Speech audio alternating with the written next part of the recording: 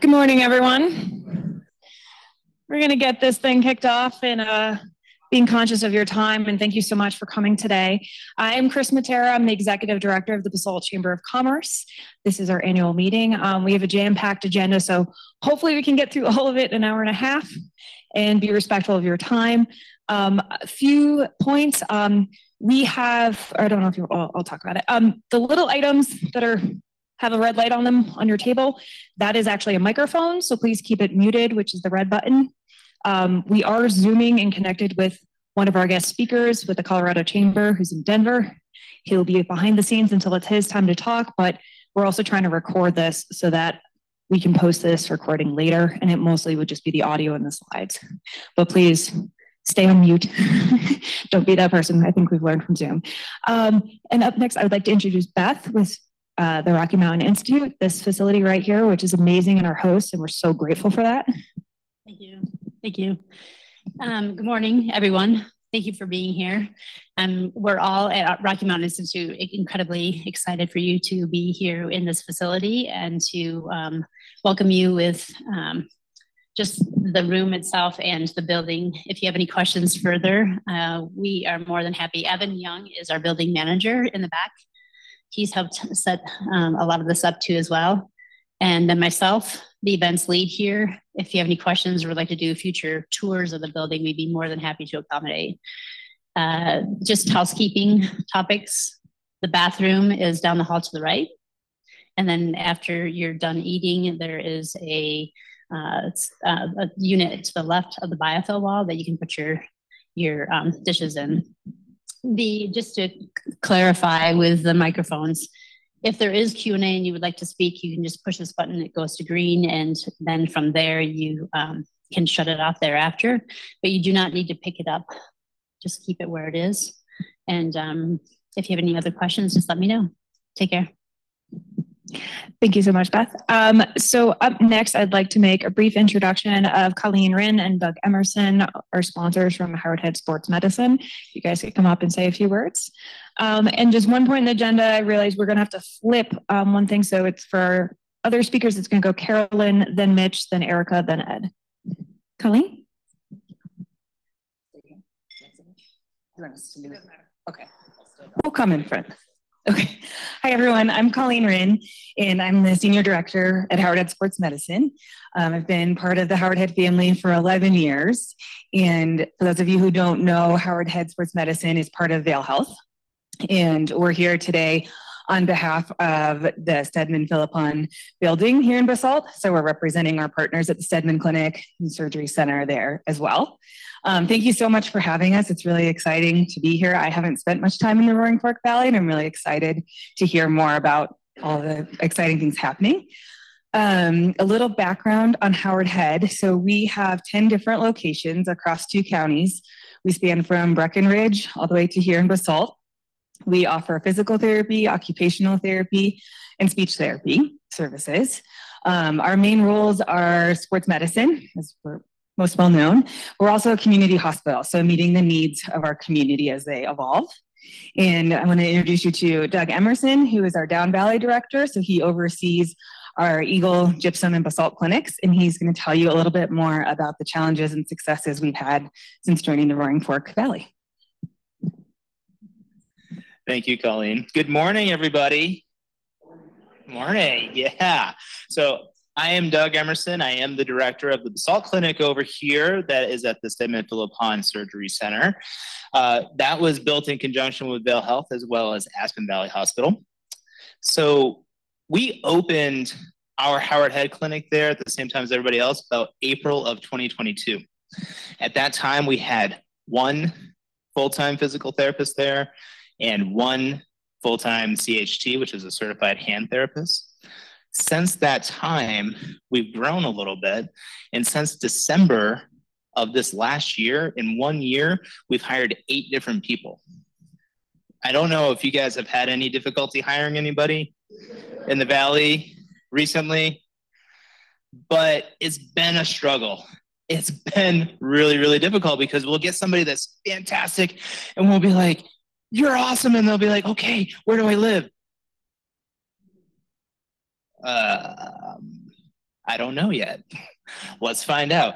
So we have had struggles like that. We've had struggles with healthcare, and that's been in the Vail Valley as well as the Roaring Fork Valley, as well as Summit County. We've had troubles with housing, childcare, pay. It's a little bit expensive to live in a resort town too. So I'm excited to see what all the speakers have to say today about these logistics that we just deal with all the time. We have struggles hiring people. Like I said, we hired 8 different people in the last year. It's been very difficult to do the interview process, make sure that they understand the housing situation, and see what we can do to help them as an organization. So I'm just super excited to hear this today. Thanks, guys. Thank you, Doug and Colleen. Up next, we'll have Mayor Kane, and while he's taking some time to come up here, I would like to caveat this where we're focusing on the future of workforce and what the current state is. Obviously, things like housing and childcare are a challenge. We could spend 3 days just on housing. So like some of the discussions I've had with the school district, you got to put a little asterisk on. We're going to be talking about workforce specifically and recognizing there is a much greater ecosystem in which it exists, that we're not going to solve some of those other problems overnight. So Mayor Kane.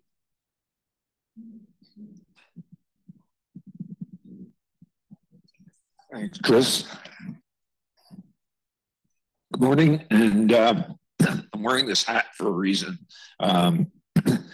I know I'm often mistaken for being sort of an elite level skateboarder with this hat, but I'm actually not. This set stands, people say, what's BR? What's that all about? And I said, well, it's the Basalt Rockies. We're a Major League Baseball franchise. We're 1 game ahead of the Colorado Rockies in the Western standings. And we're all 8th graders, which is even more surprising. But anyway, this is just a plug for Basalt Recreation, which is one of the many services that the town provides. So this morning, I'm going to give you kind of a brief sort of summary. I guess I would call this Local Government 101. So all these discussions begin with pie charts. So what would a meeting be without a couple of pie charts, right? So here you go. So what I wanted to do is give you a flavor for what the town's finances look like. And in speaking about finances, you can't help but get an understanding also of the services and state of local government that we have going on in Basalt here. So the left side just indicates for those of you guys, business guys, if you think of this as sort of the sources and uses of cash. So we're a home rule city in population of just under 4,500 people. You know, our incorporated limits go from just beyond out to the movie theater, all through City Market, Whole Foods, all of Willits. It was what's called a flagpole annexation, which occurred years ago. And then on the other end, we encompass the Roaring Fork Club, and that's the eastern limit of the town up to the high school, and then up to the edge of the Frying Pan Valley. So I would say that I would like to make the comment that the state of the town of Basalt is actually very strong, if finances are any indication. So one big highlight is that we just adopted our municipal budget on Tuesday night, and our general fund, which is, you think of it as sort of your business operating budget, was $10.9 million. And so where does that 10.9, and anecdotally, we have a board policy and a town policy of maintaining a cash reserve of 40% of our annual budget. So we're sworn and determined and obligated to keep out of that 10 million, a little over $4 million cash on hand at all times. So, it's probably a belt and suspenders. It's pretty conservative. But our starting balance for this year, 2024, will be $10.9 million. So we're somewhere around the neighborhood of 250% of our obligated cash balance. So town's in a pretty strong fiscal position. What you may know is that years ago we went to the voters and asked to keep a mill levy in place that was approved to retire a bond. We retired the bond, but the mill levy is still there. And we issued bonds at a little over 2%. And those funds are being used to implement these projects. They're in short-term bond funds now that are yielding 5.5%. So, you know, this is all happenstance and luck of the draw, but, you know, we sort of look like financial geniuses in terms of that move. So the town is earning, we earned a little over $500,000 of interest income last year. Pretty surprising. So at any rate, where's our money come from? So you can see the big number there, the big blue piece of the pie are taxes, and that's comprised principally of sales tax and property tax. Sales tax is our big performer with City Market and Whole Foods. Retail food is really a big deal. This is a nice shot. There we go. What I kind of want to underscore is that we're really a sales tax driven economy. And our forecast for 24 is, and this is probably the story for every business in this valley, we're forecasting a decline of just about 9% in terms of total sales volume. And, you know, on one hand, that's a little alarming. I think we are now fully embracing the post sort of pandemic economy. So, you know, the wild days of 2021 and the craziness that occurred here in the valley looks like that's in our rearview mirror. So we're being pretty sober about it. And we think we're taking 9% off our high forecast. That is being made up for in our circumstance with property tax, which is going to be significantly higher as a result of reappraisal. So, you know, we're pretty solid. We have a budget of $10.9 million income for the general fund, and we're budgeting 10.4. So we'll carry a little surplus over. It's a bit of a quandary because it's not the business. We're not private enterprise. So our goal is not to try to return dividends to our investors, i.e. citizens. Our job is to provide services. So we're not going to spend that down crazily, but that money is going to be put to good use in the valley. So, but you can see what we're about on the right side here. You can see the division. So the income is property and sales tax. It's also we have a pretty robust building department with fees. We have, you can see, licenses and permits. We have grants. We have all sorts of other sources of income. On the right side, the big services that we provide are public works, police, planning and administration, and they're really the big services here. But there are lots of interesting social services on that chart that may be more important than the big players. And if you follow, you know, the discussion on housing and childcare. Housing and childcare are intimately related. To survive, every family is a two-income family, and so you've got child rearing issues. So we're very happy to announce that we've struck a deal with Blue Lake Child Care Center at the south side, and we are currently, the structure is all completed. We're reviewing floor plans for a child care center that will be able to handle 60 kids. And these guys are studying infant care too, which could be, that's a pretty technical, highly licensed, regulated business. So they're into that also. But at any rate, we have, you know, we feel pretty good about this pie chart on the right. We have police department. I think we're up to 11 sworn officers. These guys are really peace officers. They operate in the background. They have wonderful relationships. We're really into community policing, and but these guys are a lot of the glue that kind of keeps us together. So let me hit a couple of other highlights here. So I'm going to move on to discuss some projects. So top of the list, it's in the news basically every 18 hours, is about the Midland Streetscape project. And so 2 years ago, when we asked for continuation of our mill levy,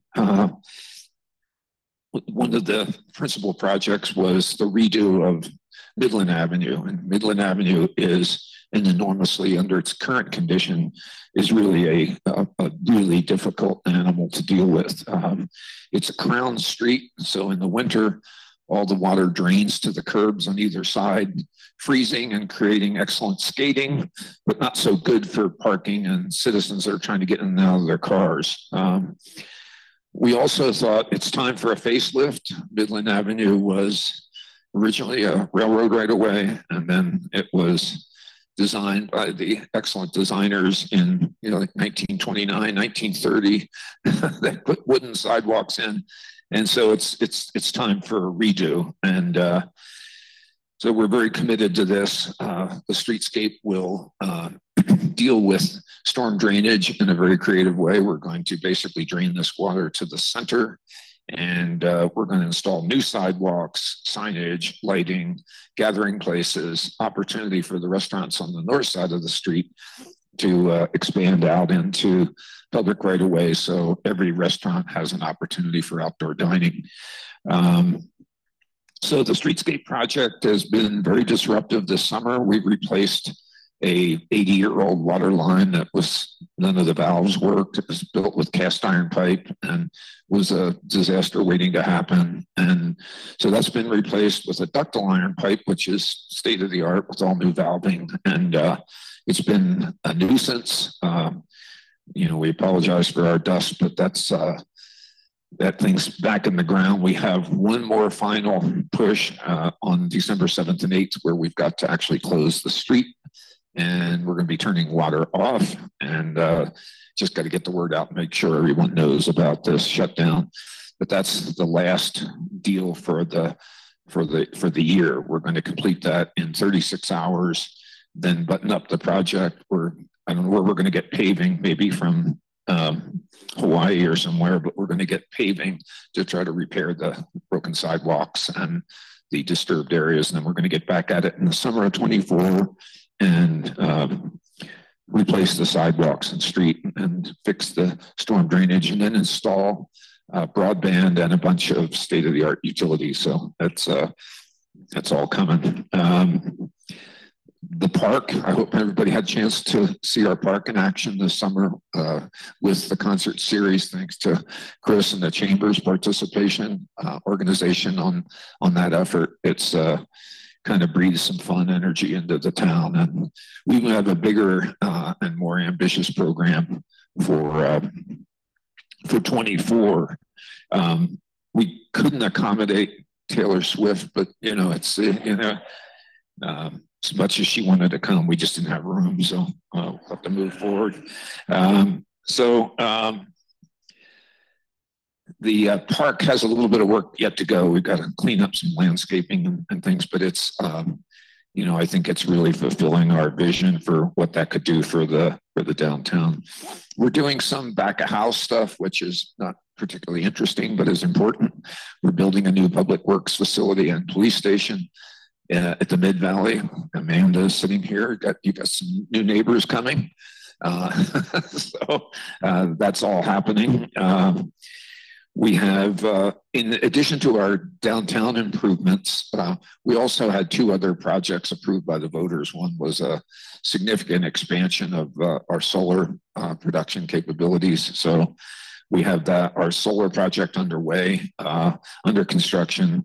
We have three major solar installations that are going to produce about 500,000 annual kilowatt hours, which will mitigate about 45 residences. So we keep chipping away at this with our micro hydro and solar stuff. It's pretty interesting.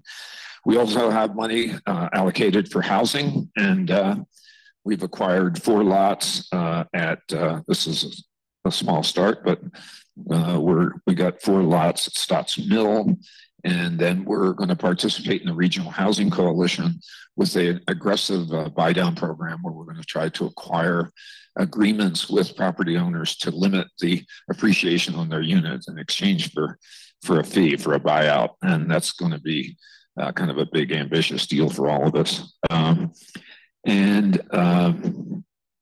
Basalt Connect is going to go full-time year-round in 24, and we think that's going to be, it's really well appreciated by folks to get through our kind of physically disparate south side, downtown, and Willits, so that's all going to get connected up.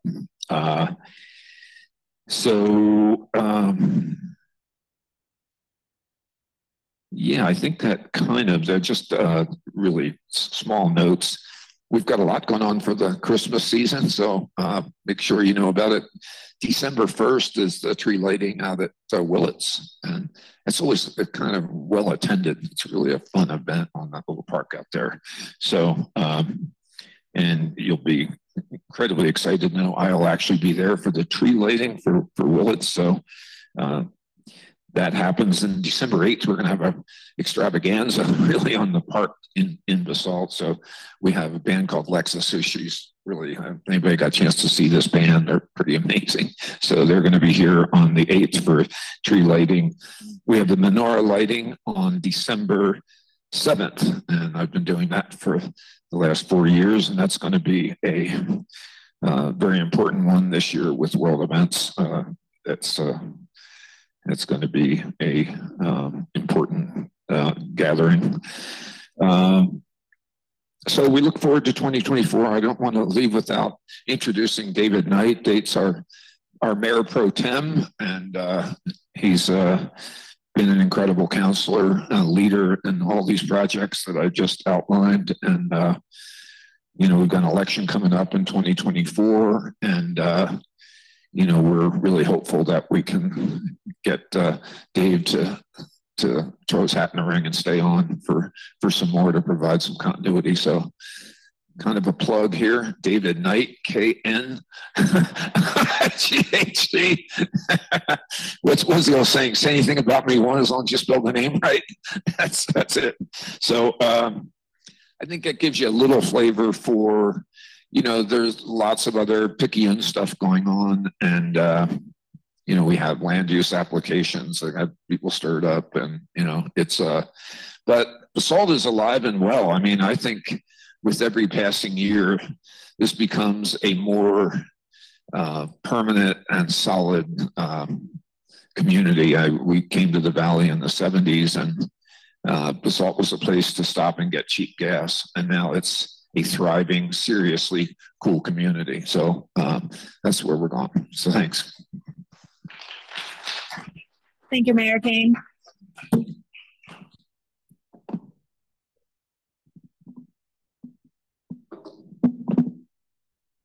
Thank you so much for your hard work, to both you and David and the rest of the council. I know it's a tough job, especially with the Midland Ave project going on. So just to give you a bit brief state of the chamber, because I know we have really important speakers after me. But to give you a little sense of where our organization is at. Our current membership is at 412. We continue to be concentrated in the Basalt area, but we don't see boundaries in the same way, say, town does, or maybe the counties, because we're an economic shed. We're all connected, and we all kind of flow together with the way business is done. So we actually cover Aspen to Rifle. I like to think of it as kind of like we're a bullseye, and we just have concentric rings expanding out. Or to play with the river, you toss a pebble and the ripples.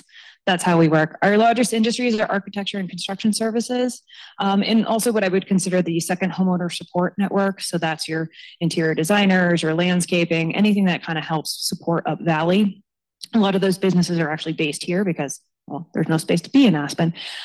We also have a strong retail community. Health and wellness and fitness has grown exponentially. So you look at the numbers from where we were about 5 years ago, you see how many more businesses are moving to the area. The opening of Howard Head and Stedman Clinic. We have a lot of expansion. The Mid-Valley, particularly Mid-Valley Medical, that is a whole epicenter now. So it's not just, a few providers coming in. It's just this huge explosion of healthcare access here in the Mid-Valley, which is really helpful if you don't have to go drive even further to get some care. And of course, our business services. So anyone with like banking and finance and accountants and all those types of services, design. And of course, our most popular member-to-member benefit is the Chamber Pass program. 63% of our members opted in. It is a crazy time for us.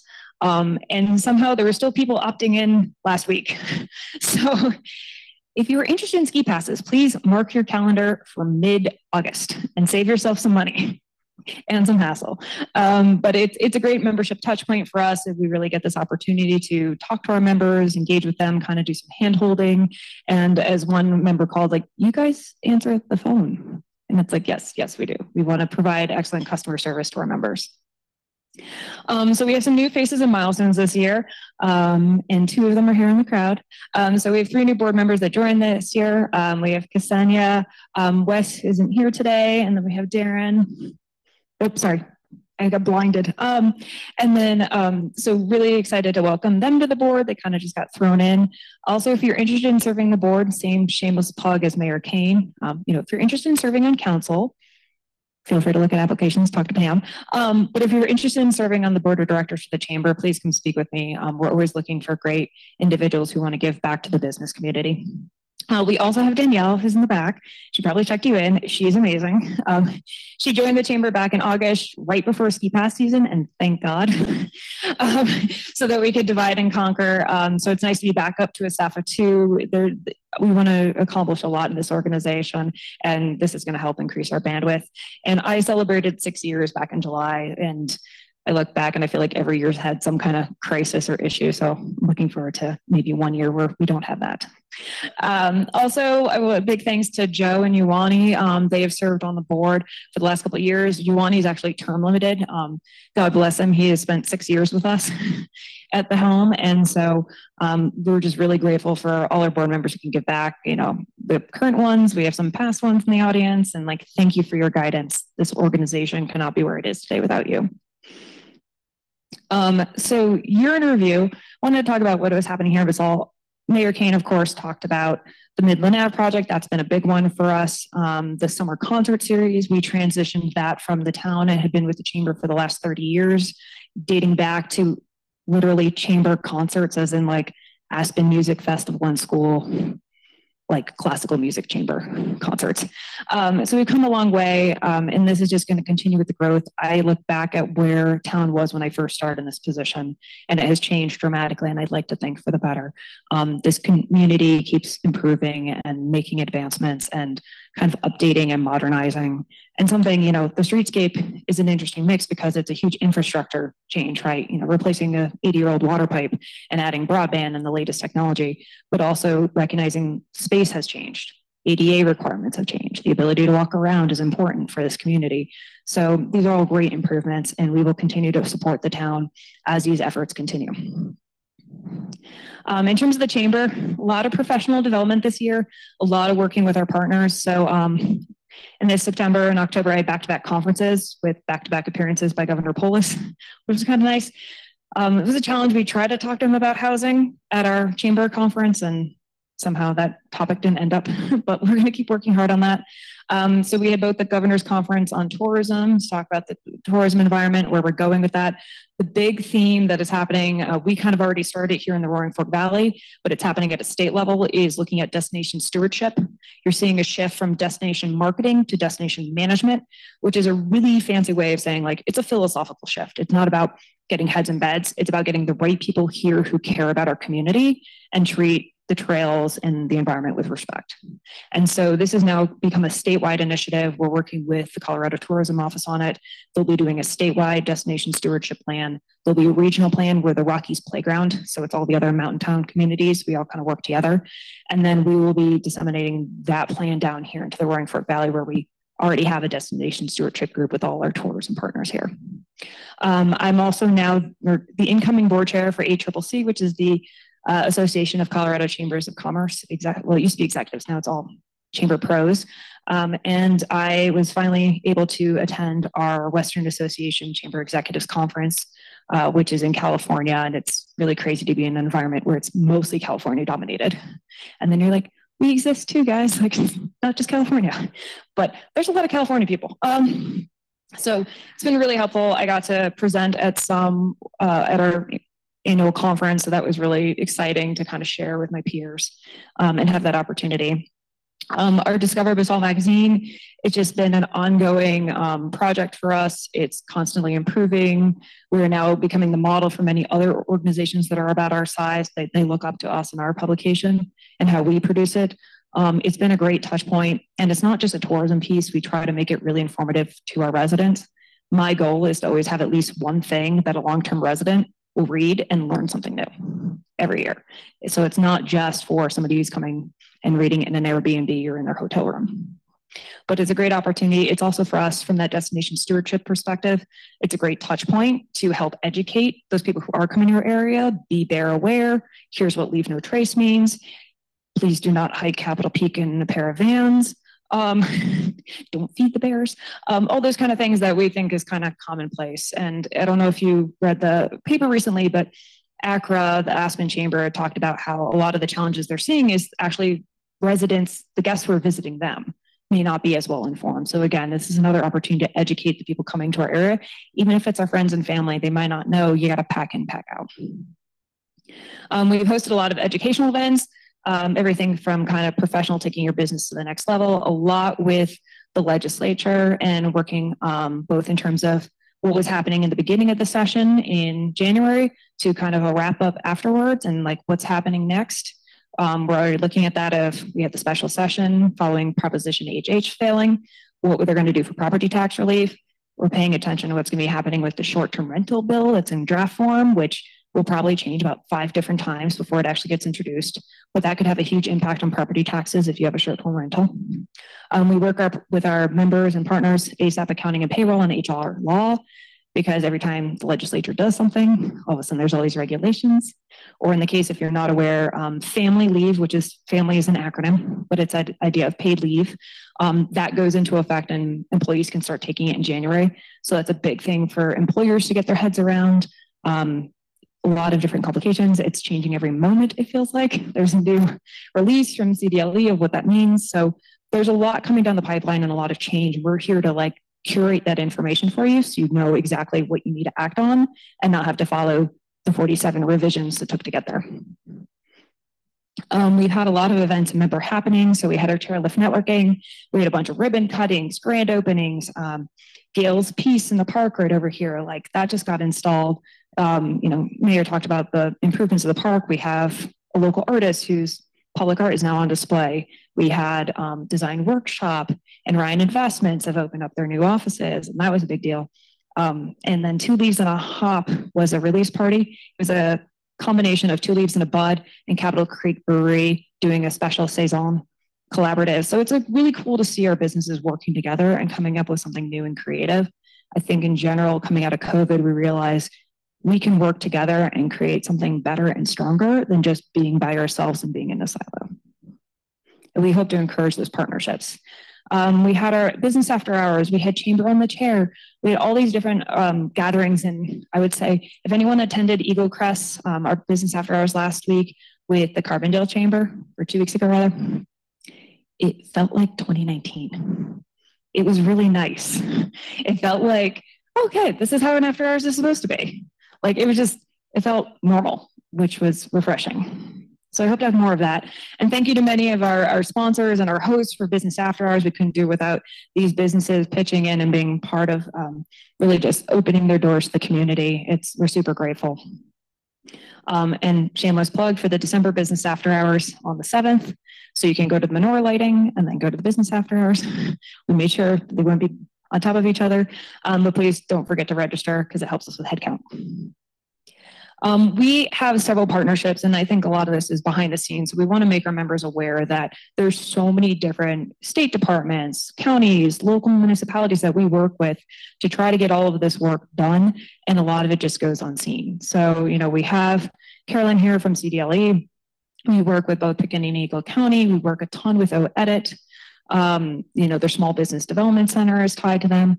We work with the Workforce Center, Northwest COG.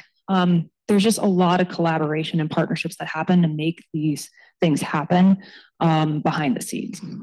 We also, one more, we have Mountain Chamber Alliance, which is all the rural resort community chambers talking together. And that may not seem like much, but when something's happening at the state legislature and it's all Denver centric, all Front Range, all I-25, we have to combine forces to be the squeaky wheel and be like, hey guys, so that like works for Arvada, but that doesn't work for Avon and Basalt and Carbondale. So we try to work together to be a louder voice so people can understand what our perspective is and it's not so Denver centric. The stewardship group I talked about, we are the Roaring Fork Valley Destination Alliance. So that is all of the tourism partners from Aspen through Glenwood. We all work together and figure out what messaging can we do that's consistent when you have multiple jurisdictions, multiple counties, multiple land managers. How do we get a consistent message across so that people understand how to be a good steward of our home? So looking ahead. So right now we're in the midst of our strategic planning. The last one was done in 2019, like the end of 2019. And so this big thing happened in 2020. And when you go back and look at that strategic plan, some of it doesn't apply anymore. So we've been working with our board to revisit it. There's these sticky notes that are up here. We would love your feedback. You've got Post-its on your table if you have like a light bulb go off of something you want to add. These are kind of our main themes that we're looking at for next year. So, and beyond, it's probably 2024 to 2026. We're looking at membership engagement and business support, advocacy. So that's everything from talking to mayor and council about what's happening all the way up to what's in the state legislature. What problems are we seeing? Where can we kind of smooth things out for our businesses? But also bringing that information back to you, knowing what's going to change and how it's going to impact your business. And then communication, it's really broad, but it's everything from our website to the magazine to the emails I send out to you. Like, how are we getting information to you in a way that's most effective and having a very smooth process so it's really easy to interact with the chamber. Also, I'm realizing as I'm taking a picture, I will share all of these slides. And everything's in one deck, so you will get all the presenters' slides as well, so don't worry about like trying to take a picture of Carolyn's data. You'll get it sent. And then we added operational excellence. There's a lot of stuff that needs to be done behind the scenes. It's kind of more at a staff level, but really, how do we have a smoother membership experience, whether it's paying a bill or we have the right mailing list so the right people are getting the right information at the right time. And a BHAG is a big, hairy, audacious goal.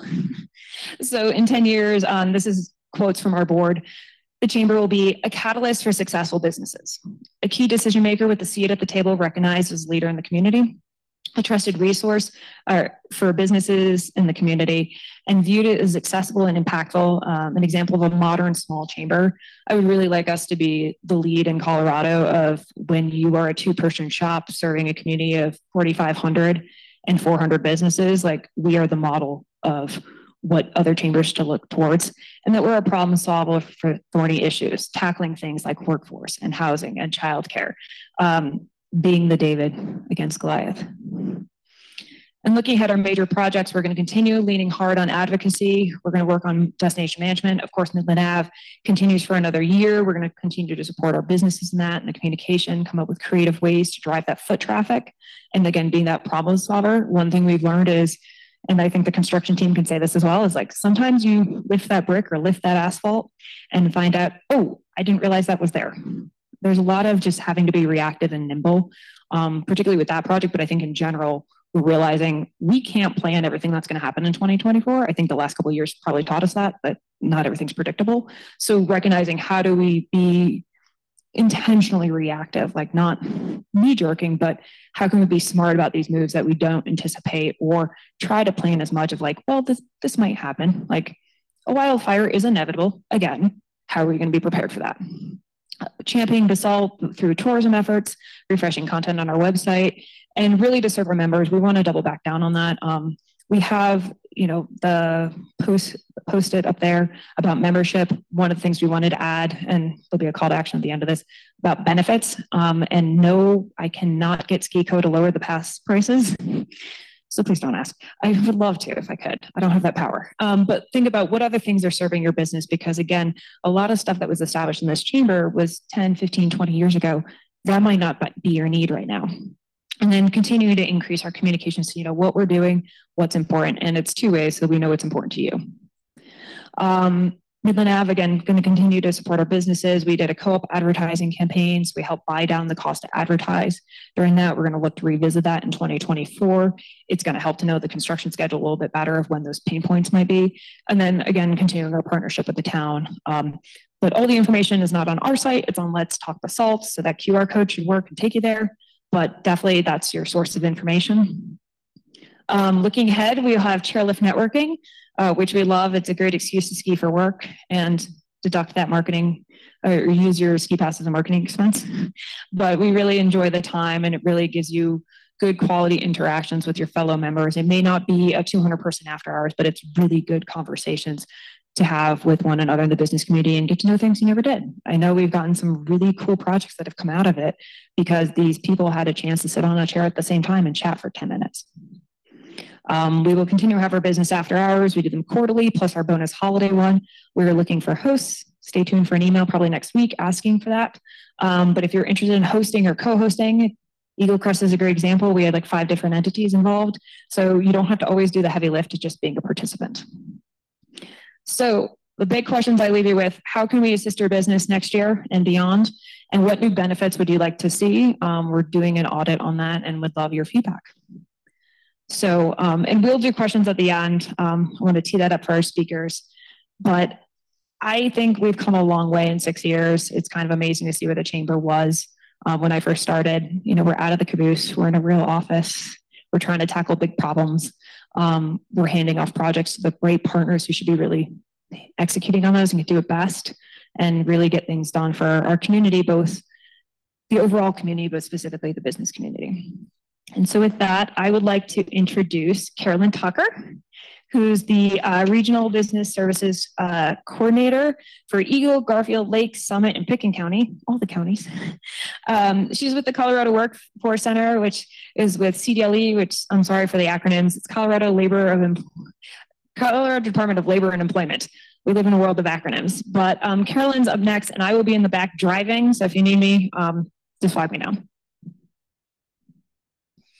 Thank you, Kris. And I got to tell the Basalt Chamber, you are very, very lucky to have Kris as your leader. She has done phenomenal work. And I remember visiting her in the caboose and going, how are they doing everything out of this little caboose? So very happy to be here. I am Carolyn Tucker, and I work primarily with the business community and partners such as Kris and the different chambers across the region. Our focus is to figure out how we can bring state resources to the business community. And we work really closely on staffing levels. If you think of from a hospitality perspective, which is where I came from, we're kind of back of the house working with businesses, and then the front of the house is our career counselors working with job seekers. So I can talk a little bit more about the resources that we bring for job seekers, which is resume review, interview skills, interest assessments. People don't know what they want to do. We can help them kind of craft a direction. And the other thing we do is we work a lot with youth, and you're going to hear from Erika on this as well, to get those youth, which is where our workforce is coming from. And I'll talk a little bit about that. But I am at your beck and call, along with Kris and all those other partners that we talked about. The goal of the business support system, if you will, is to create a resilient and retained business community. So how can we help you do your business better so you stay and you grow? And it's pretty challenging right now growing because of a staffing perspective. So I digress. So who are we in Basalt? And one of the things Mayor Kane actually put up a different population, which was 4,500. So the data that I have is a little bit of a lag. So you guys are growing. Basalt is growing. And I don't have to tell you Eagle County, where you are in Eagle County, which kind of skews the data.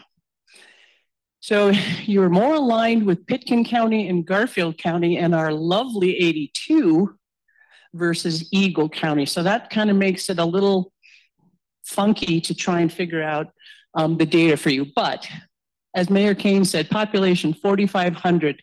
folks. The October unemployment rate for our 3 county regions, you can see Eagle County and Garfield County are under 3. Aspen in October, again, because it's primarily a resort, we had a lot of layoffs in October, so you'll see Pitkin County always going a little bit higher than our little tri-county region. Highly educated here in Basalt, median household income is $104,000, which is really quite high, which is nice. Makes it really tough to live here. And we talked about housing as well for our workforce. Cost of living index, you see Eagle County is 118%, and what is the cost of living is based on an index of 100. So the national average is 100.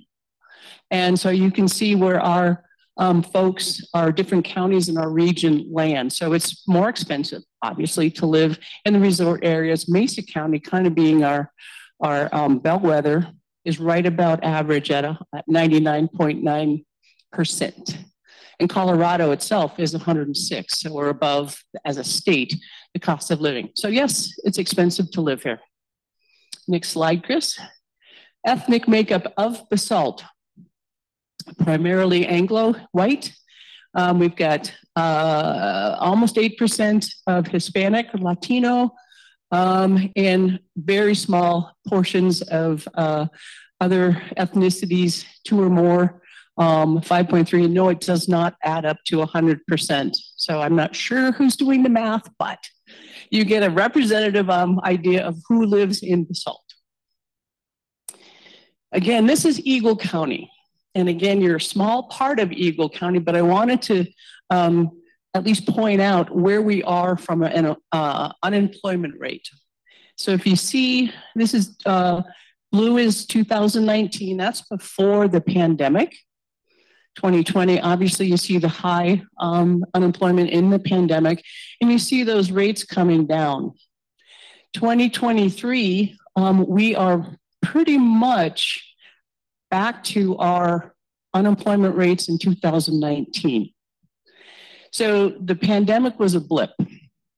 And these labor trends that I'm going to talk about were in existence before the pandemic. So the pandemic was a blip, and now we're back to, I guess, quote unquote, normal, but with a lot of learning in the last 3 years. Next slide. This is our tri-county region from an unemployment rate. Again, 2019, everyone's pretty much 4% or under 3% in 2019. Got your pandemic, and you see in Pitkin County, again, your seasonal layoffs in the yellow. So that's standard mud season and fall season. But you can see that we've returned, again, everybody to pre-pandemic levels. And there's a reason why. Next slide, please. Your labor force. This is the number of people from 16 to 64 who are in the labor force working. So pretty standard, pretty stable. And 2023 is in green, and it's actually growing quite well. So you have a good labor force in Eagle County. Again, that might be a little difference on the I-20 or the 82 corridor. Next slide. So this is something that we all know what the stresses are on the workforce. And you as business folk understand that your staff or you have these stresses as well. They're not going away, and in fact, they're being exacerbated. We talked about housing, we talked about childcare, and there's lots of activity, as Kris mentioned, and Mayor Kane mentioned, lots of discussion and lots of programs going on in the housing and childcare. So again, as Kris said, we're not going to talk about that because we could talk 3 days on that. Transportation. 82 is an adventure every day. All I have to say about that, but how do we move people? And the challenges too is when we have housing prices to where they are, it pushes folks down valley to where they can afford a house. I live in the great town of Silt, Colorado, and at 6 in the morning, the exodus of folks in Parachute to Rifle to Silt to Newcastle on I-70 through South Canyon, through the Glenwood Gauntlet, and then onto 82 is phenomenal. And the volume has only gotten larger. And those challenges are really, from a transportation perspective, really challenging. The other thing too is when you talk about a social fabric, what's happening to mom and dad when they are spending 3 hours on the road, away from their community, away from their kids? What does that do with the social fabric of that community? So that's another thing from a transportation system. And same thing too, well, I'll show you kind of our flow. We also have people coming from Gypsum and Eagle through the canyon, another Recorama opportunity. So we talk about job choices. There's a lot of jobs available out there. So people may look and say, I like working in Basalt, but there's another job in Glenwood, or there's another job in Newcastle that may not pay the same amount, but I don't have to drive an extra 45 minutes, so I'm going to choose that. So that's a stress. There's a skills deficit, and Doug and I were talking about this from like a medical perspective.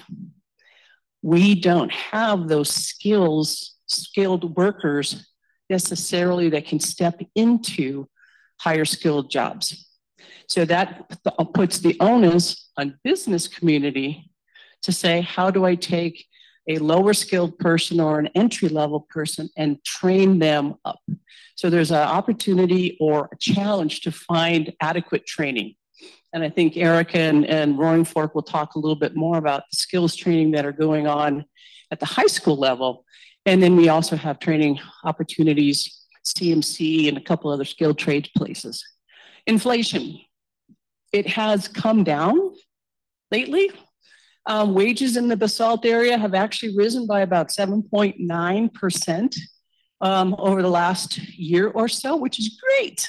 If anyone knows what inflation was, it was 8%. So it's pretty much a wash. And then the Great Reckoning. This is something that came out of the COVID era. People are saying, boy, I'm sitting in my house. I got no friends. I can't see anybody. I'm going to go hang out with mom and dad who live in Iowa. Because A, it's cheaper to live in Iowa. B, I miss my family. C, I want them to know their grandkids. And I got free childcare. All those things that are the stresses on the workforce here. People are just saying, life is short. I'm going to move to Hawaii, or I'm going to do whatever. That's that Great Reckoning, and we all saw that shuffle.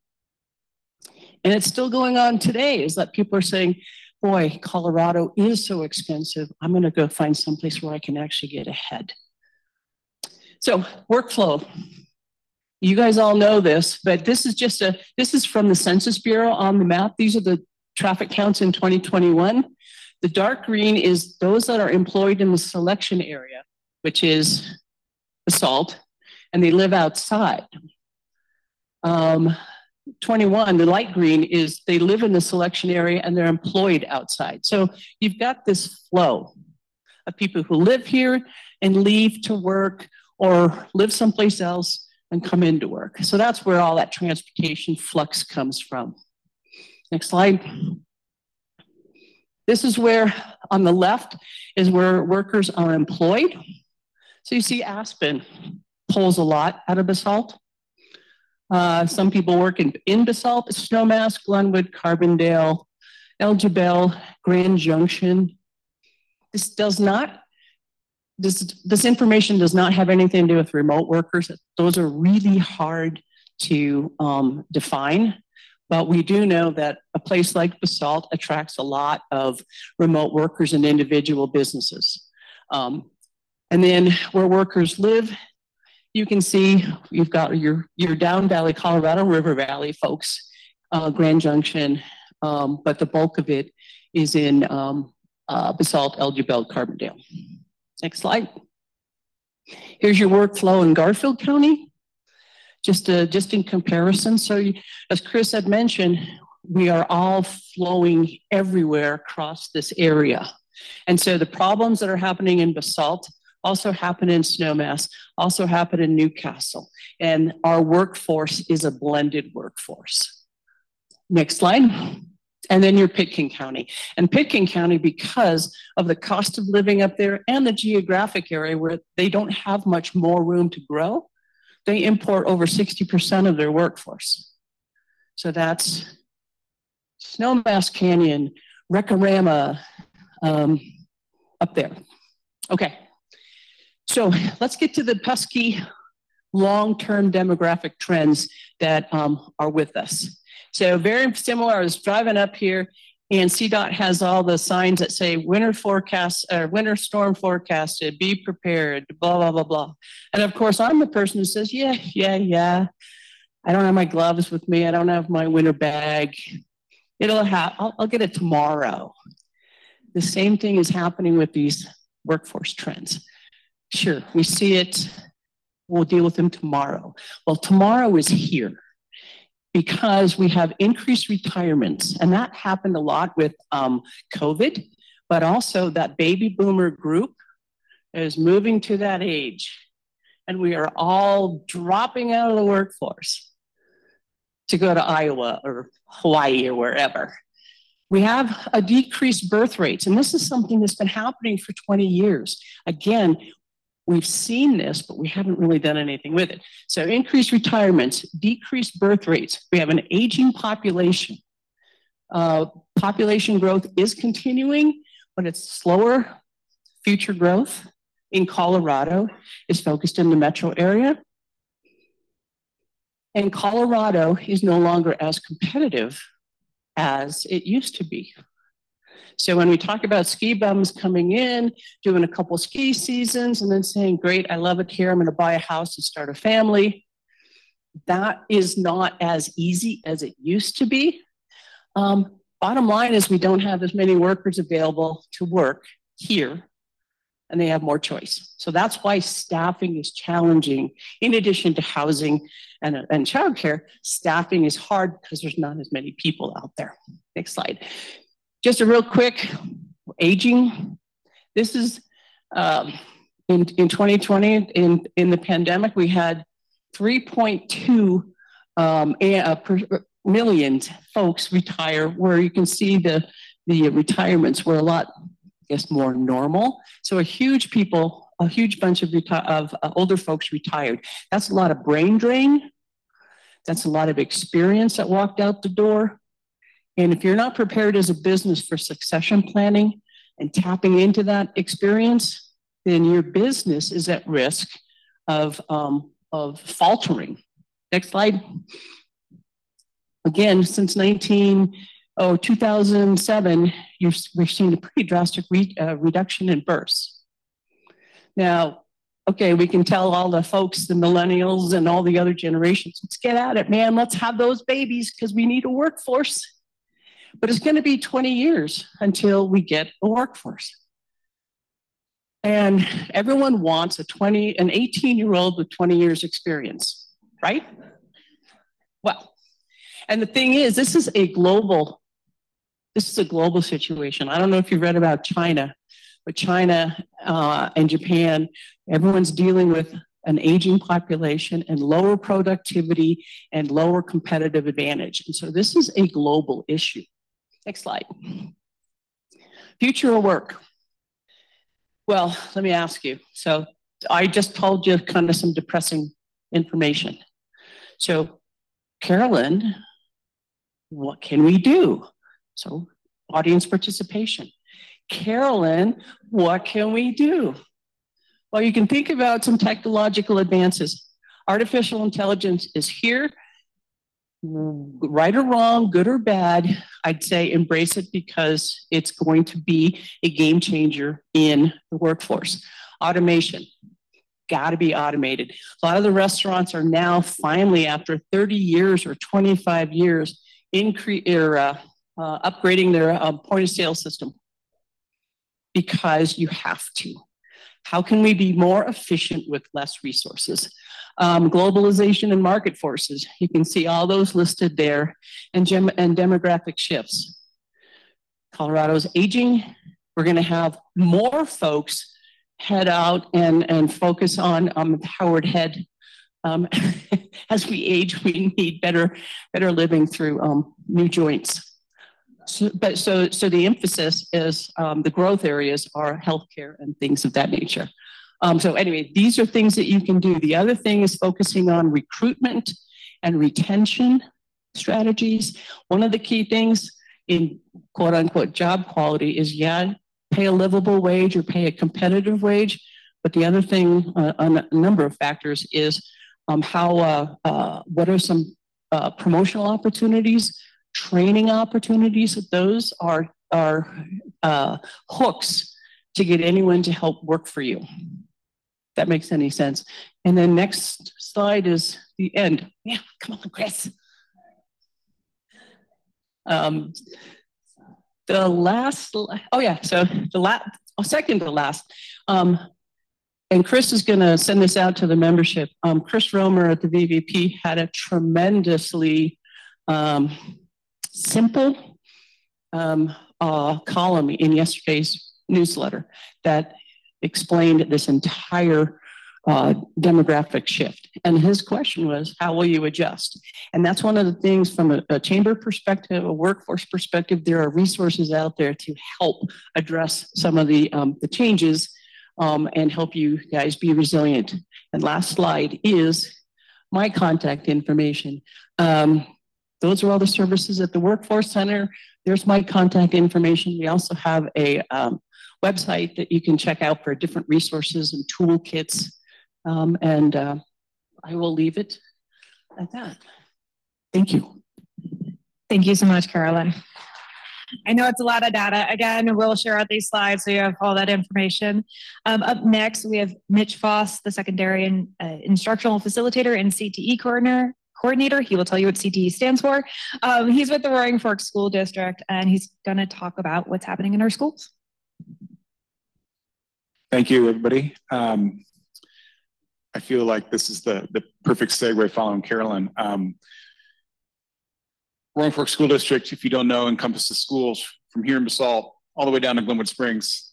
And we are another government entity that is taxpayer funded. And here is a breakdown of our district demographics. And of course, this changes frequently.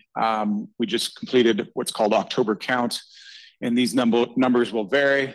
But more or less, these trends have been consistent over the last several years. I circled some numbers here at the end of these line graphs, and this is what a typical high school graduate on their way to a four-year college is looking at paying per year for tuition and fees to pursue an undergraduate degree. And you can see it's probably somewhere around $25,000. That's a lot. And if you're a parent paying for that right now, I'm sorry. It's also a really expensive way to figure out what you want to do with your life. And so the school district for the last 20 years, and I've witnessed this because that's about when I entered public education, school districts were given the mandate to prepare every kid to go to a four-year school. And now we're looking at that and seeing that that model is maybe out of date and needing to be retooled. And so my role in the Roaring Fork School District is now to help coordinate and facilitate the growth of CTE, Career and Technical Education. And like most government entities, we have lots of acronyms and abbreviations and things like that. But CTE does stand for Career and Technical Education. And it is an effort to ensure that our students are ready for a life after high school, but not necessarily the classic college path. And so here we are moving slowly. We are a small rural school district. We don't have the resources of the larger metropolitan areas. And we take the assets we have and try to do as much as we can. And that's why I have these dual roles.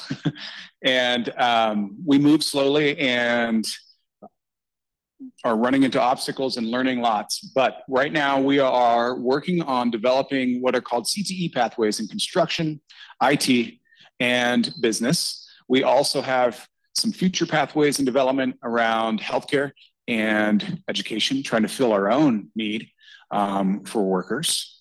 I don't know if you're familiar that we have, the school district has a 50 unit, I believe, staff housing development going in Carbondale right now. It's supposed to be online next fall. And over the last few years, the school district has been very appreciative of voter support, and salaries have increased. And yet we still have significant turnover, largely due to cost of living and the fact that teaching is hard. It's a difficult job. And so we're trying to address the turnover by creating housing for our staff. And the developer who is helping us with that, FCI, is one of our partners, hopefully, in this construction pathway. We're trying to get our students some skills, even some certifications before they leave high school and go into high-paying jobs in our valley, which means if they can stay at home and not pay rent for a few years, if they can earn a high wage and then get some certifications, some post-secondary education. We're not talking about just finishing school. We're talking about maybe an associate's degree or maybe a technical cert. And they can earn a livable wage right here in our valley, and hopefully we can kind of home grow our workforce. So that being said, we are currently in the process of certifying some of our existing teaching staff to address these areas. I just found out yesterday we got another teacher certified at Glenwood Springs High School in our construction pathways. And once those instructors are certified, the state of Colorado, CDE, they've got lots of money for us, but there's a lot of steps and a lot of hoops that we've got to jump through. And we run into a lot of obstacles, and they don't necessarily have the answers for us. And so we're working on figuring that out. So we're getting those instructors certified. And then next, we're partnering with groups like BOCES, CareerWise, and Erika's up next to develop these opportunities for our students to find out what they want to do before they finish high school. And I recall my own experience as a younger student, and we had that in place. But then remember, we moved to this model of we're going to send every kid to college. And now we're coming back to reality, maybe. Well, maybe college isn't the best path for every kid. Maybe we need to talk about their future and not wait till they're in college for them to figure that out and spend lots of money, lots of their parents' money. So we have developed these advisory committees in these bolded areas here. I hosted my first advisory committee this year and was nervous about what kind of feedback I was going to get. And I got some solid information, and I had to slow everybody down. There's a lot of excitement. We hosted the construction pathways. I also just attended the IT advisory committee, which we partner with CMC on that. And these are places where you, the business community, can come in and tell the school district, tell our partners who may be facilitating instruction that we can't offer, what skills people need. We learned about budgeting software. We learned about new certs available in the IT world and how people are leapfrogging traditional pathways. And so these are an opportunity for you to have your voice heard. If you'd like to join an advisory committee, you'll see how to do that later. We'll go ahead and go to the next slide. I do have a typo in here, I apologize. So the next thing we're working on is the development of ICAP. There's another acronym there. ICAP stands for Individual Career Academic Plan, and it's something that the state of Colorado really wants to see. And then it's up to individual school districts to implement this. And we have a very robust system at Glenwood Springs High School. You're probably familiar that Glenwood Springs High School is a lot larger than Basalt High School, about twice the size. They have twice the teaching staff, and they are able to allocate some of that teaching staff specifically to college and career exploration. whereas Basalt High School has to use existing resources in order to fit this in. And so we have to figure out how we're going to do that. And ICAP includes, maybe all the way back to 8th grade, interest surveys. What do you like? What are you into? And there's all kinds of different surveys out there.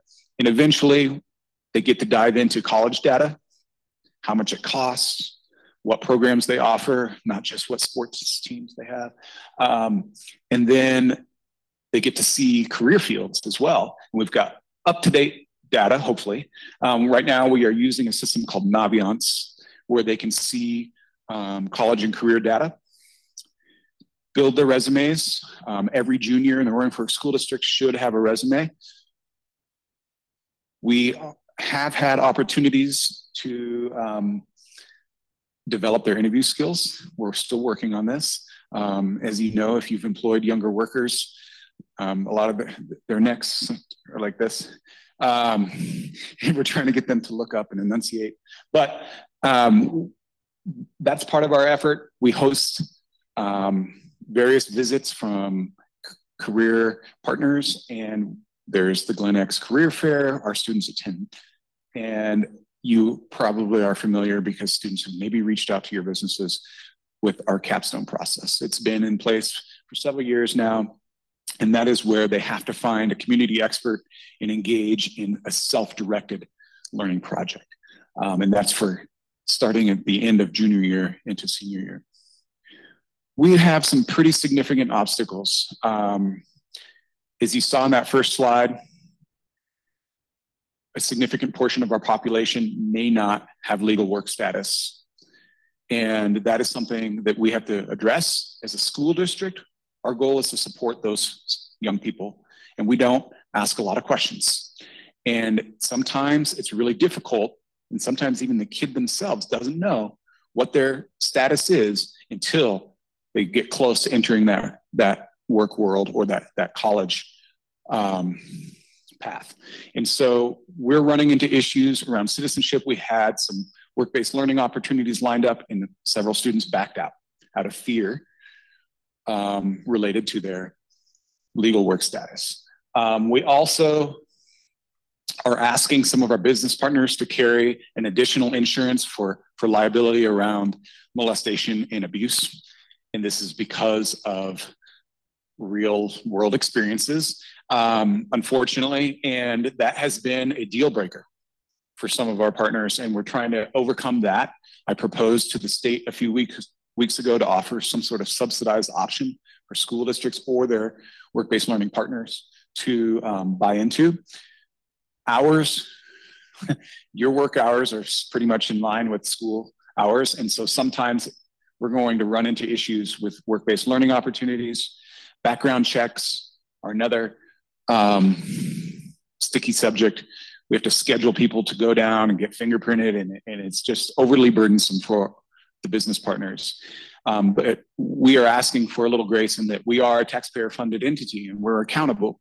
We also work with minors, and so there's all kinds of legal ramifications for the work that we do. Student recruitment. Not every kid wants a job. We live in the lap of luxury, and there's a lot of affluence in our valley, and some students would rather be on the lifts than in school or at work. So we have to keep that in mind. And so keeping those students engaged and getting them out there. And then one thing we're working on with an organization called DEA out of Colorado Springs, and Kris has been involved in this, is we're trying to develop a hub, an online hub where opportunities can be posted by business partners, and they follow a format. They are updated frequently, and students can plug in, counselors can plug in, parents can plug in, and we can connect people with these opportunities and hopefully fill your need and create opportunities for our students. Okay, so you can attend our advisory committee. You can offer a work-based learning opportunity. If you are interested in this, please reach out to me. My name is Mitch Foss. Simple, just my name, at rfschools.com. Erika is up next, and she's going to talk about the partnership we've had with a couple of the organizations that she works with And if you can reach out to either one of us, we can hopefully partner and create some opportunities for everybody. Thank you. Thank you so much, Mitch. And this hub that's coming out, it's really exciting, and a lot of the business community have been involved. I'm representing all the chambers in the Valley in it. And we really want to create something that's going to be, again, a standard within our community of how everyone in this community can plug in learners, future earners, parents, businesses, so that you can start finding that next talent that's going to be hopefully helping you run your business. Up next, we have Erika Germer. She has, like many here, many hats, at least two in this particular context. So she's the Educational Partnerships Manager for CareerWise Colorado. She's also an EPIC Pathways coach with Colorado River BOCES. I'll let her explain all the acronyms to you. But Erika's going to talk a lot about learning. Thank you. Good morning, everyone. It's been a while since I stood up in front of an audience.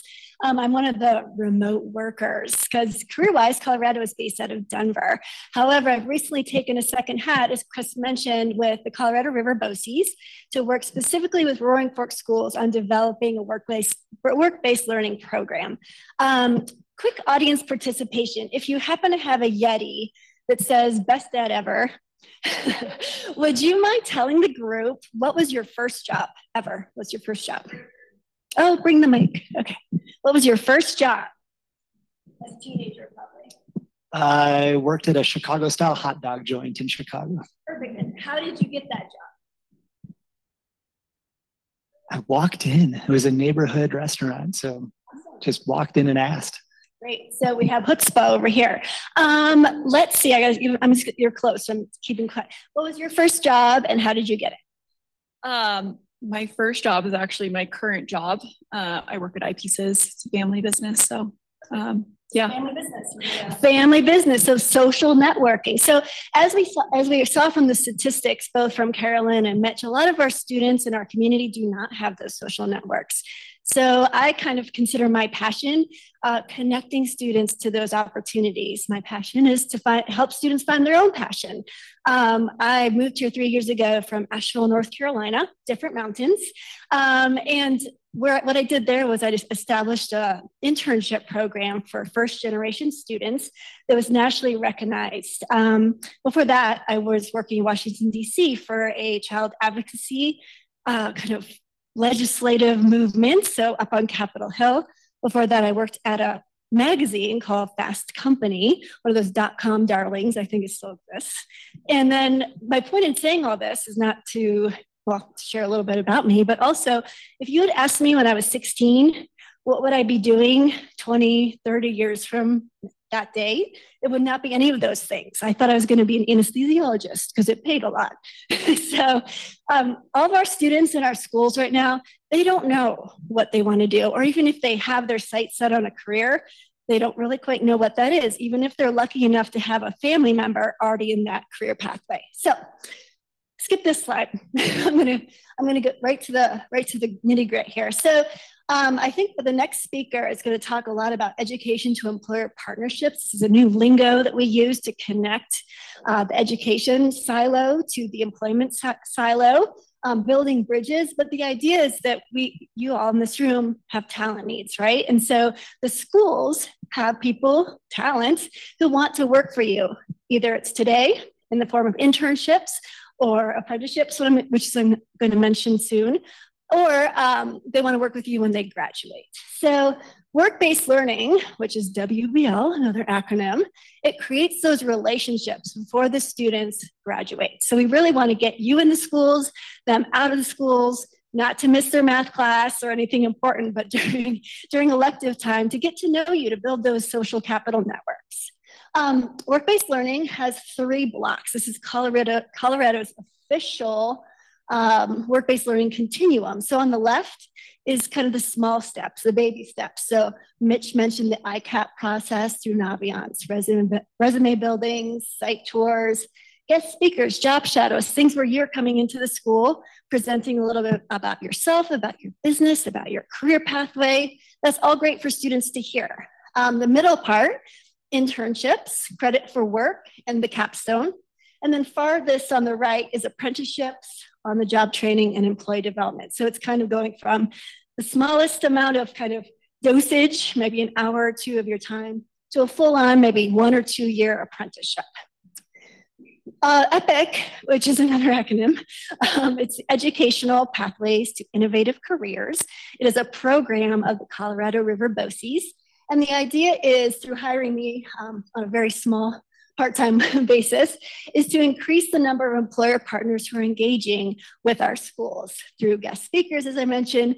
Mitch was already plugging advisory committees, and then these work-based learning opportunities. Next slide.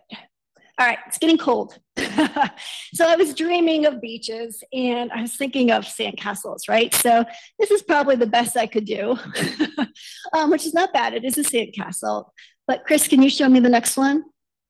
That's a really nice sandcastle, right? So what's the difference maybe, or what's the connector between those two? The rudimentary, it is a sandcastle. But this one, when you look at it, you're like, wow, that's a really good sandcastle. Can I see the next slide? Tools, right? They have these great toolkits now for kids to build extensive sandcastles on the beach. And the reason, next slide, Kris, is I want to transition to my full-time job, which is CareerWise Colorado. This is the Denver-based nonprofit. We are an intermediary. We are a matchmaker between employers like yourselves who want to consider a youth apprenticeship, and then the schools where the students are. So my full-time job is a recruiter for all of the school districts outside Denver, hence the remote work. But when we talk about youth apprenticeship, these are career-connected education, I'm talking fast, that pays students to learn. So an internship is sometimes paid, sometimes not. We hope it's paid. An apprenticeship must be paid. So we always, when I speak to students about why do an apprenticeship, you're definitely going to get paid. It's meaningful work. We're really trying, as a CareerWise, we're modeled after the Swiss method of showing students what it's like to have those career pathways even before they leave high school. So meaningful work, modern careers, it's more than an internship. But here's the big reveal. Can I see the next one? So what CareerWise Colorado has done is we have built out a pathway design process. These are the tools for that sandcastle in a wide array of opportunities and occupations. So sometimes when I used to think of an apprenticeship, I would think of construction, HVAC, kind of the hands-on aspects. But CareerWise is really intent on system-wide changing the mindset. So we have occupations and pathways. We have the templates for a business to do business operations. So that's even HR or marketing, education and training. We're so excited to partner with Roaring Fork Schools, as well as 10 other districts on a new teacher apprenticeship degree with CMC. So again, growing our own young people who are going to become teachers. Advanced manufacturing, healthcare, financial services, my bankers. I'm looking at you. Doug, I think I've already emailed you. So that being said, the reason I'm plugging CareerWise is because we're mostly Front Range, Denver-centric. I am here in your community. I would love to introduce you to my business partnership team that can show you all of our tools to build that pretty sandcastle, which is a youth apprenticeship. So what's next? I gave you 2 emails. Either one will reach me. Even if you would like to discuss CareerWise, which is the longer term commitment, or an internship, job shadow, guest speaker opportunity, I would love to make that happen for you and the students in our community. Thanks, Kris. And sorry, I was talking fast. I know we were on time. So there you go. Thank you, Erika. Up next, we have Ed. I'll let Ed get ready and turn on his camera and whatnot.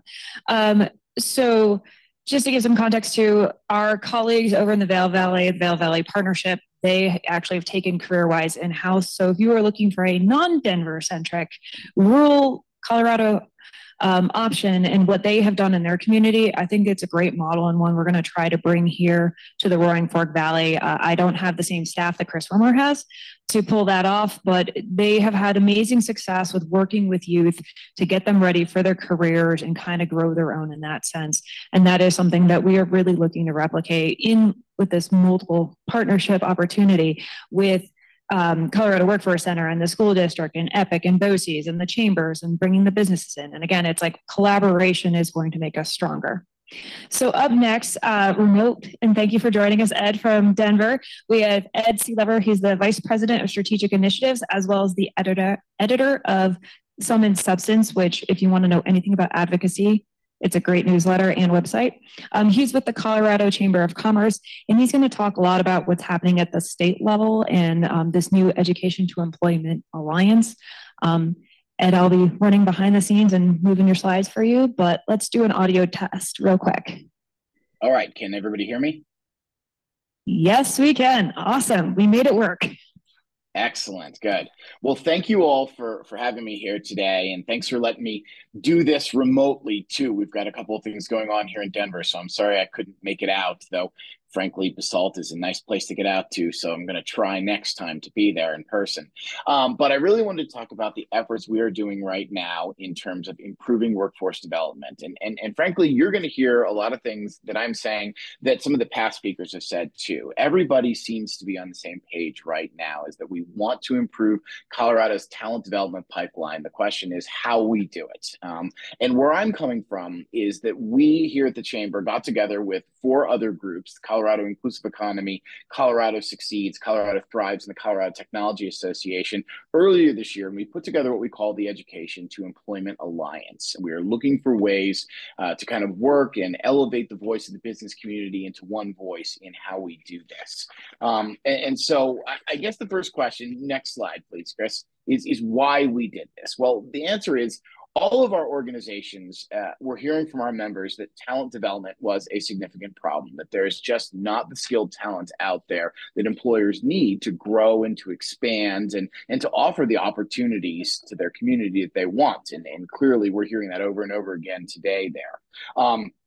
But we wanted the business community to be able to speak together too. You know, so often businesses seem to look at talent development as their issue. But we know that if we can work together, we can make this simpler for any business, from a 5-person shop to a 5,000 employee business, to try to get people in, to get the talent development, to get the talent matched with the needs of businesses so people can find good career sustaining jobs. And so we wanted to work in partnership with government and education on this too. That's key to us. We're not trying to come in like a bull in a china shop. We know that there are good systems out there. We want to refine them, and we want to make this work better for businesses. And frankly, we probably heard from some of you. Carolyn, I know you were one of the people that was there when we did our barnstorming meeting back in April. We met at Colorado Mountain College. We heard from representatives from the Roaring Fork and the Vail Valleys at that meeting.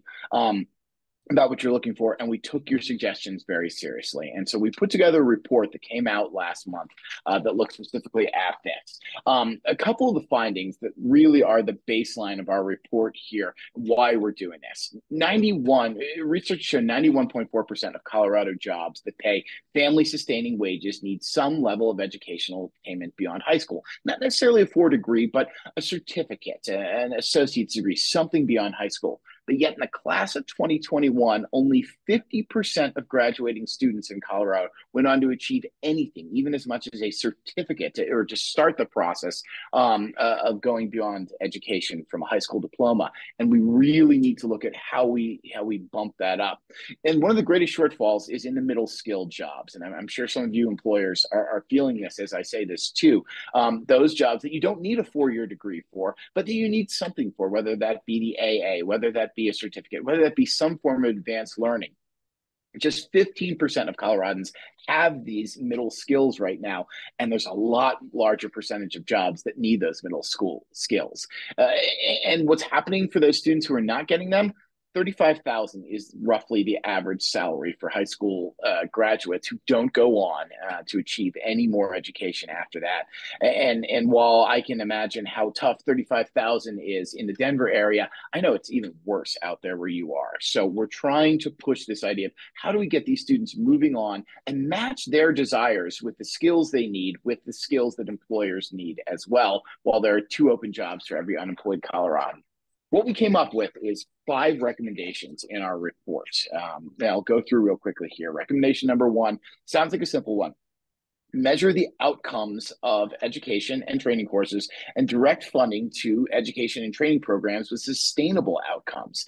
The state collects a lot of information right now on students graduating, where they go on, what they're being paid in 1, 5, 10-year increments after they graduate. But it's very hard to navigate that information right now, whether you're a student trying to find the best program, whether you're an employer trying to find which programs are producing the most skilled students, whether you're a policymaker trying to figure out where do we put our money. We want to make that simpler, and we're working in various ways trying to work with the state to try to make that simpler so that everyone can use it, and so that we can have this seamless system that incorporates getting money to the right place, whether that be traditional education programs or many of these new workforce training programs, short-term programs that are producing, say, our tech career workers. We want it to be in the right place.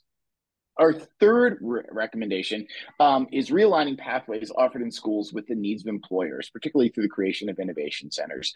We heard, and there's one particular barnstorming meeting that always sticks with me, where we were in a manufacturing heavy part of the state, and they said our schools are not teaching the skills that students need to go into manufacturing. It's just a disconnect out there.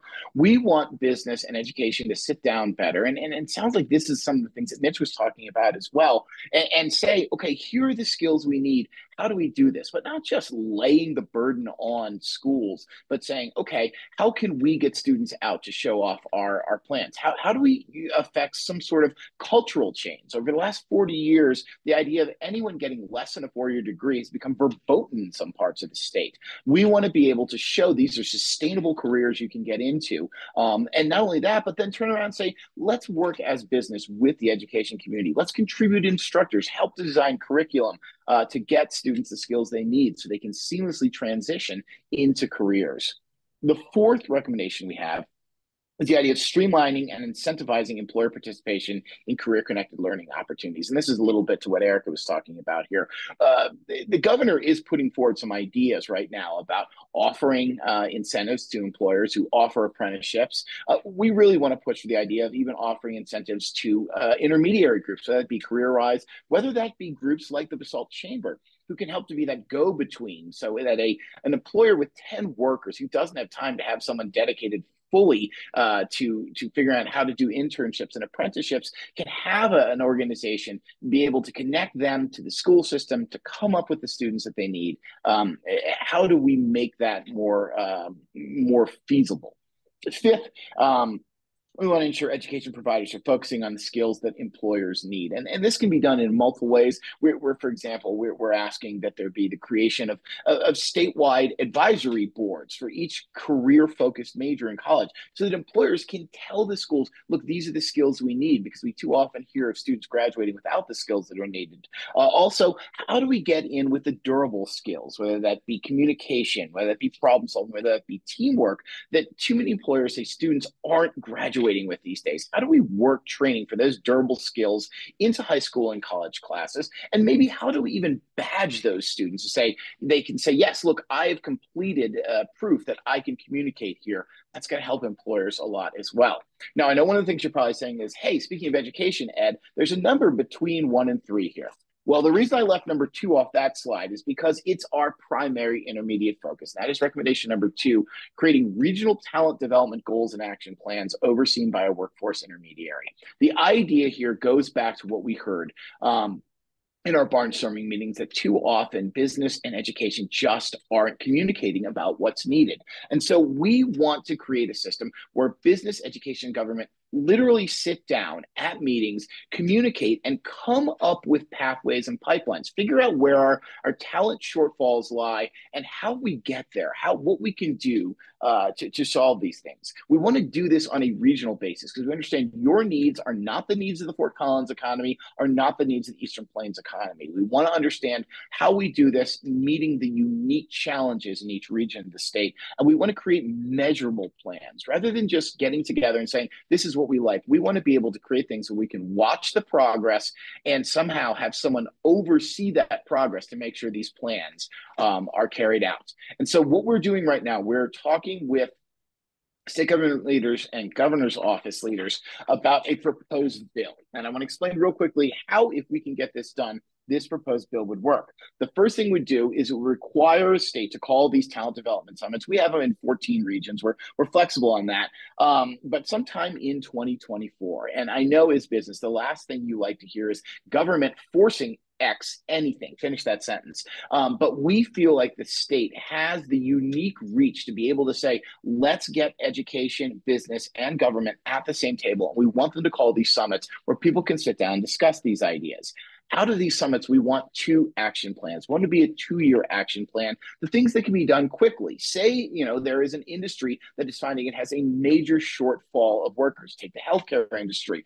How do we get programs in place to get students from high school into careers, not necessarily careers like doctors where you're going to need a lot of education, where they can get into careers quickly and work their way up in the healthcare system? How do we set that up? And then 5-year plans as well. For if you're looking in the long term saying, we want to be a leader in emerging industries, say quantum, how do we set up career pathways starting in the school districts up through college where we can get students going in this way, where we can encourage students to look at these? So that's what we'd like to see out of there. A key to this is we'd like to hire a business-focused intermediary who will write these plans and ensure they're carried out. Again, 14 different regions, at least 2 plans from each region, most of them having multiple factors in them. That's not something that existing staff can look at and say, oh, I'll just pile that on my plate. We want, and we are willing to pay in some ways through gifts, grants, and donations to create a state employee to do this, to say, I will watch over this. I will make sure that these plans are going forward. If, say, in your region, there needs to be communication between Colorado Mountain College and a particular industry, they'll be the go-between saying, let's make sure that these things are happening.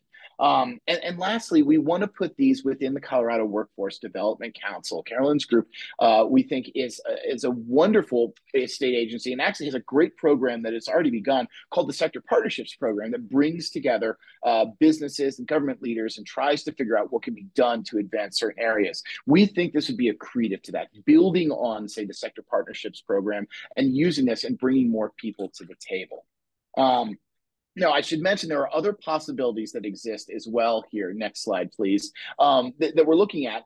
This is, we're not putting all our eggs in this one basket. The governor, again, is talking about potential tax credits and grants to boost apprenticeships and internships, and viewing some of these intermediary tax credits we've discussed. The Department of Higher Ed also has a technical working group that is working right now to look at ways that it can use its data better as well. But this is where we really think we can start here, this idea of a bill to bring together these regional talent development plans, because from there we can grow and learn more what we need and put further plans in each region into action. So finally, that brings me to this call. What do I need? What do we need from local businesses in this? The first thing I'd love is feedback. If this doesn't sound like your priority, if it doesn't sound like what you need, let me know. We've written up a report, but it's not gospel. We are willing to listen to businesses, to go and to shift where businesses need, and to see how we as an alliance and how we as a business community can better help you out. If this is something, especially this regional talent development plan idea that you like, though, we would love your support for the concept of this. We'd love you to talk to your legislators and talk with education officials too about why this is a good idea, why you think something like this might work, why it could increase the talent development pipeline. If the bill passes, and admittedly, I'm making 2 steps here to leap ahead to that, what we really then need is businesses at the table. If you're listening to this and you're thinking, yeah, I want to improve the talent development pipeline, we would love you at these summits. We would love your input, your ideas about what needs to be done, and a commitment to staying involved as well, not just saying, yes, I'm going to back this now, but once everybody gets together to say, I'm going to keep up with folks. I'm going to continue this dialogue with our school districts to make sure this is happening. And separately, regardless of what happens with this bill idea, we want businesses to reach out to education and training providers. If you are listening to this saying, I need students with these skills, we need you to step forward. Go to Colorado Mountain College, go to your school district, say, here's what I need students trained in. It's only from ideas like that that some of the most successful programs across the state and some of the most successful pipelines have evolved. We've seen wonderful examples of how that worked, but we want this to be statewide. We want everybody and every student to have an opportunity to succeed because we have pathways and pipelines that are active and working and getting them into careers that are going to mean something to them. So lastly, I will ask how to stay involved. Well, this is me. I'm Ed Sealover. I'm the VP of Strategic Initiatives with the Chamber, and I'm really heading up our workforce development efforts. I'd love to hear from you. There is my phone number. There is my email address. There is the link to the Sum and Substance. And Kris, I really appreciate you mentioning that. It is a new site that we launched when I started the Chamber in February. For those I haven't met before, I spent 28 years in journalism, the last 14 with the Denver Business Journal, focusing on business needs. This is really all about business policy. And if you want to know how things are going on in Denver that are going to affect your ability to hire and operate your business, please follow along there. There's a newsletter that comes out. You can see articles on the site. And really, we're trying to keep up with business policy needs. And lastly, there's a link there to the Education and Employment Alliance report. I tried to summarize it at a high level now, but please feel free to look through it and let me know, is this right on? Is this where we need to go? And how can we help your businesses? How can we help improve this talent development pipeline together? Thank you for your time. Thank you so much, Ed. Really appreciate it. And that is a rapid fire overview. Again, we'll send out this presentation with the link. The report is really fascinating and really eye-opening of essentially, and I think a lot of us know this in this community, we've been siloed for too long. You know, education can't educate the future workforce if business isn't telling them what they need. And one thing, clarification, and I love this term, durable skills. You may have known it under its other name, soft skills, but it's one of those things that's durable in the sense of how to be professional, how to show up on time, how to interview, how to speak. Those are all skills that are going to take with you regardless of what career you end up doing. And it's so important. And I know in what we've talked about here in the Valley, there's a little bit of a lack there. And that's a great opportunity for us to capitalize on of how do we start teaching these skills to 8th graders, 9th graders, graduating seniors so that they're really prepared for what comes next. We're really excited what's going to happen in the new legislative session. We're going to keep paying attention to Sum and Substance, see what's happening with this bill or potential multiple bills. But at this point, I know it's been a lot of information, a lot of data, hopefully hopeful for you. I know Carolyn kind of painted a bit of a dark picture, but there is hope. And the big part is we need our businesses to be part of the solution here. We can't just sit on, you know, our back foot and then hope that everything's just going to magically fix itself. Like we need to participate in this. And a lot of it is looking at the youth. How do we grow our own? Because it's really, as Mitch said, it's really great when they get to stay at home for a couple years, get a job, and graduate up into maybe their own housing. When we know that's such a big issue, it's so much easier to start with the people who are already in this valley. With that, any questions? Carolyn. I just want to say that we spent a lot of time talking about youth and talent development pipelines and all that other stuff. However, there's a bunch of us retirees. I'm not retired yet, but there's a bunch of retirees who are also very critical to the workforce.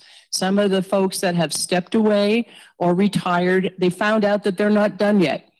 And they may not be your 40 or 50 hour work week person, but they have expertise and they can fill in some of those seasonal 2, 3, 4 day a week type of thing. So in this situation where it's kind of an all hands on deck, we have to look at all of the workforce, the available workforce, and figure out how we work with all of those generations and what's available. So don't discount older workers or folks that are changing careers, and also the youth, but it's a whole spectrum. And there's a lot of folks that are out there that might, again, not want to work 40 hours, but can do a shift here or there and tap into those folks too.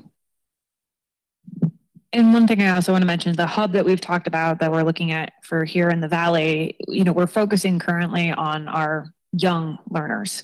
The idea is that ultimately we'll be building a model that is for lifelong learning, recognizing that where you start and where you end up might be two very different places. I started in graphic design and multimedia studies, which is what we called social media before it was called social media. And now I'm a chamber director.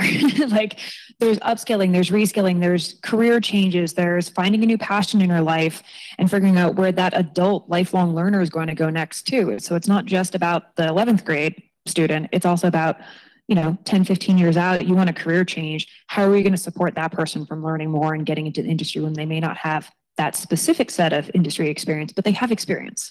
So I think it's, as Carolyn said, it's kind of an all hands on deck type moment of how can we leverage this brain trust? I know we're very fortunate in this community, especially some of our retirees, like the amount of knowledge, institutional knowledge or just career experience that they have that we can tap into as a mentorship for a student or getting to know someone or just another way of looking at things. Everyone in this valley wears many, many hats. And sometimes it's not the thing you actually know them for. They did something really cool in a past life. So any questions? You're all just shell-shocked from all the information. Well, Ed, I want to say thank you again for joining us remotely. We really appreciate it. I'm glad we got the technology to work. And we look forward to what comes next. Thank you. So thank you. And then for those of you who are physically here, we still have lots of food, lots of coffee. Feel free to refill cups, grab some snacks on the way out. We want to say thank you to Rock Canyon Coffee for providing the coffee for us. Thank you again to our sponsors. Sifted Measures provided the food. So they have cards if you're interested. Again, you can talk to Beth or Evan about using this facility yourself for a future event. They were amazing to work with. It's a beautiful facility. And if you have a chance, you can kind of geek out on how I think it's even more than net zero. It's like a very energy efficient building. So it's state of the art. It's pretty awesome. So feel free to nerd out about that at some point. And again, grab some snacks. Thank you so much for coming. And hopefully we'll see you at one of the tree lightings either tomorrow or next Friday. Thank you.